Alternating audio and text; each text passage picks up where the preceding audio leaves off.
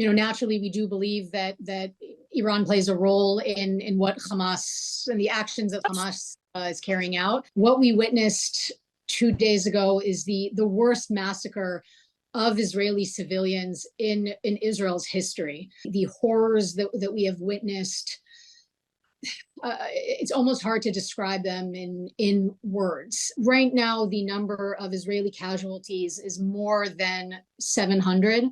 The number of injured are in the thousands. We do believe that it's likely that the number of casualties could, of course, increase. We know historically Iran has been a very, very strong supporter of Hamas, has provided Hamas with considerable financial support and other kind of support. And naturally, we do believe that Iran plays a role in what Hamas and the actions that Hamas is carrying out.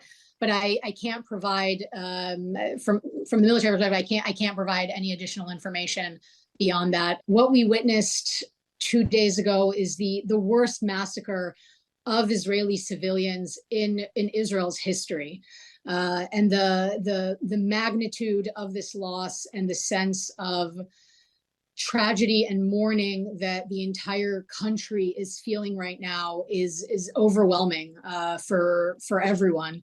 And this is something that we have never experienced before, and the horrors that we have witnessed. It's almost hard to describe them in words. And I would almost like to even start at the end and start immediately with some figures that can perhaps give a sense of this incredible loss. So right now, the number of Israeli casualties is more than 700. The number of injured are in the thousands. Hospitals in the south of Israel, not far from the Gaza border, were overwhelmed with the number of injuries that arrived starting on Saturday, and we know that many of those injuries are very, very serious. And so we do believe that it's likely that the number of casualties could, of course, increase. And of course, there's no way not to mention the horror of the dozens of Israelis who were taken as hostages, essentially kidnapped by Hamas, dragged across the border into Gaza, and are now there being held by Hamas. And I have to point out the fact that this was an assault against Israeli civilians. We have seen, and of course we've heard the testimony and stories of people whose parents, whose grandparents, children, innocent civilians who were dragged across the border and are now being held as hostages by Hamas. So the numbers are horrifying and devastating. Certainly for us, but I think anybody anywhere in the world who has been seeing what has happened really unfold before our eyes. In terms of the timeline of events, on Saturday morning, roughly at around 6:30, up to 1,000 Hamas terrorists invaded Israel. Most came by land, but there were, of course, attempts by sea as well as by air. And once entering into Israeli territory, we saw a massacre take place. Terrorists went into more than 30 Israeli communities along the border, some kibbutzim, as we call them.